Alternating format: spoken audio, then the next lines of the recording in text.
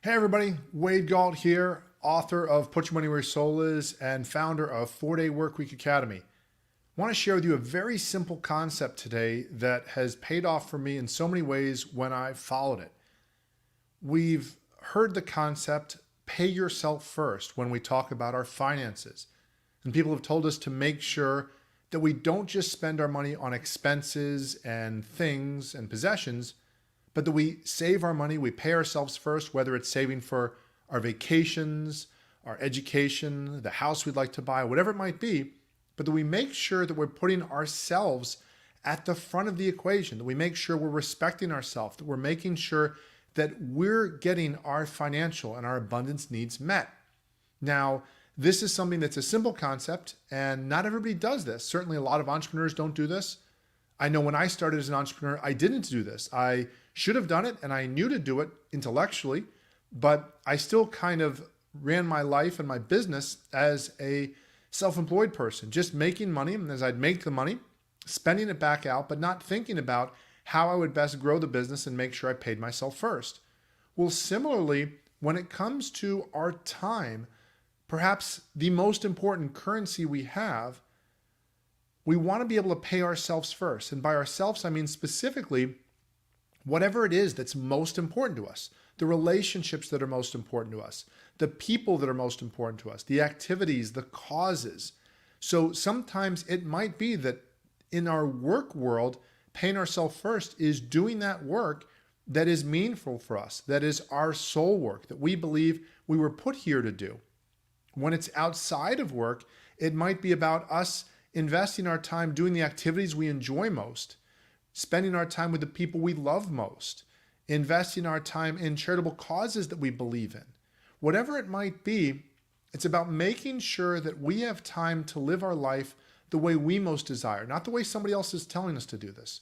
And so what I encourage you to consider is, like anything else in life, we can look outside of ourselves for the control or the approval or the decision making for how we're going to run our life, or we can look inside ourselves. And when we're looking inside ourselves, we can then decide how we're going to do things, what our life's going to look like, and we can make sure that those things come first. Those things come before we give our time to the cause that maybe is not as important to us, or to the TV show that is really not as important, or the email that is somebody else's agenda for us rather than working our own business first. So again, this applies to your business.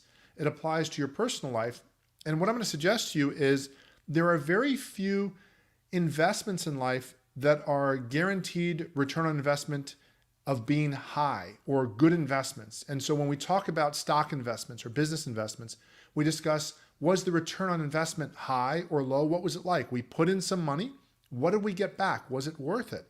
Well, when we invest in people, when we invest in activities, when we invest in doing things, we also get some sort of return on investment. Now, maybe that's a good return on investment. Maybe it's something that we enjoy. We get to do work we love, or we get to do some activity we enjoy, and we get to really share our gifts or share what's true to us, our personality, whatever our truth is.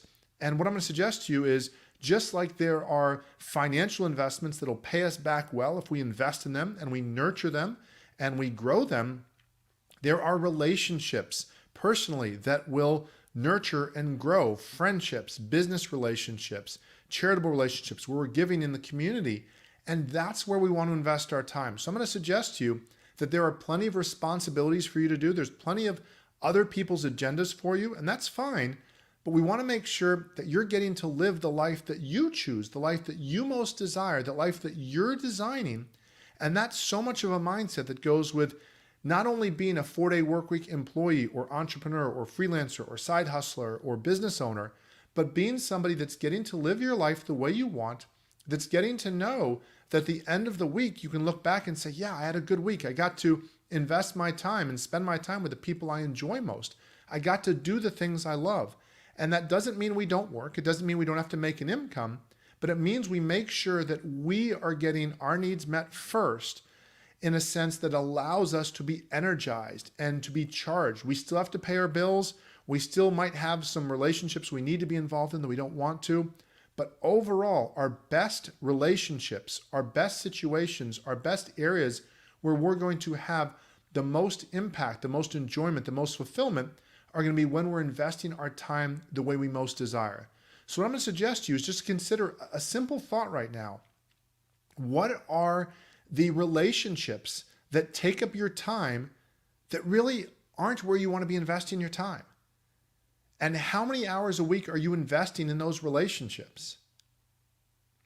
And while you're doing that, what other relationships could you be investing in that would be better for you, that would be more true to you?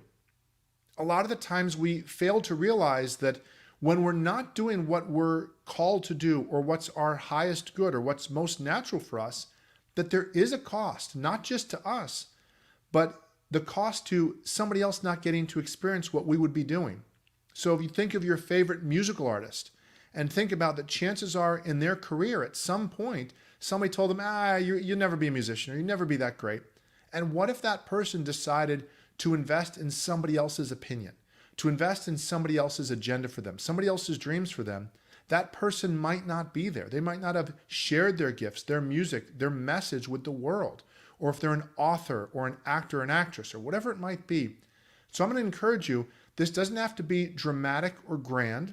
It doesn't mean that the fate of the world is resting upon your shoulders. It's probably not any more than it's resting on mine.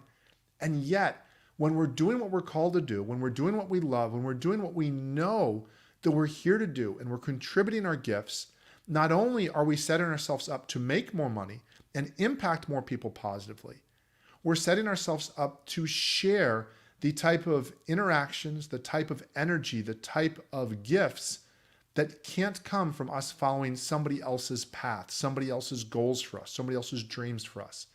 And so again, I encourage you to get clear about what is it that are your most important time investments, whether it's time investments of you investing time doing things you love, relaxing, creating. And yes, sometimes it might be relaxing and Netflixing and chilling or whatever it might be. But at the same time, what are those things that also involve your creativity and your unique gifts? And they might or might not make you money. So this does not have to be that these gifts make you money. These could be things that simply you enjoy doing and you know it's your contribution. I often hear people say that they have heard that question of what would you do if you had $100 million in the bank, because that's your soul work. And in my experience, that's not your soul work. That's your ideal lifestyle. If I had $100 million in the bank, I might hang out and throw some parties and that sort of stuff. What would you do even if you didn't have $100 million in the bank? As a father and as a parent, I know I'd invest that in our family and our children. And so that's the thing that I'm called to do. So I encourage you to, again, think about where you're investing your time in relationships or activities or causes or organizations that are not most important to you. And I encourage you to think about where else could you be investing in, not only that would be more enjoyable for you, but if you're not ready to take that for yourself or be that sort of selfish, if you have a judgment around that, where else could you invest your time that would better serve the world? So whatever it looks like for you, if you feel you need to invest your time someplace better that also serves, great. Where else would you better serve the world? And then take this same question to your business, or if you're an employee, to your workplace. Where are you investing your time that's not that great of an investment?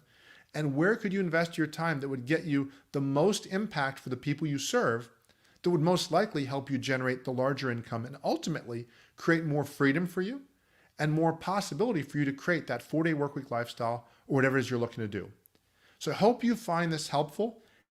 If you have questions on this, please let me know. Please share with me how I can best help with you.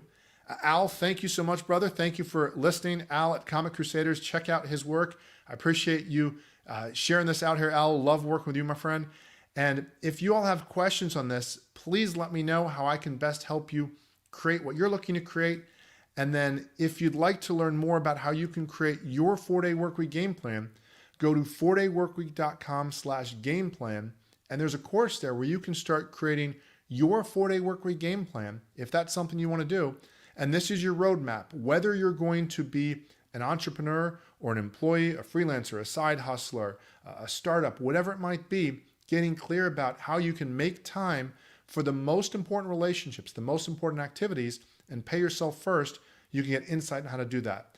As always, I look forward to helping you. And as always, I look forward to serving you in the best way I can so you can help more people and make more money in less time. Do what you do best so you can better enjoy your family, your friends, and your life.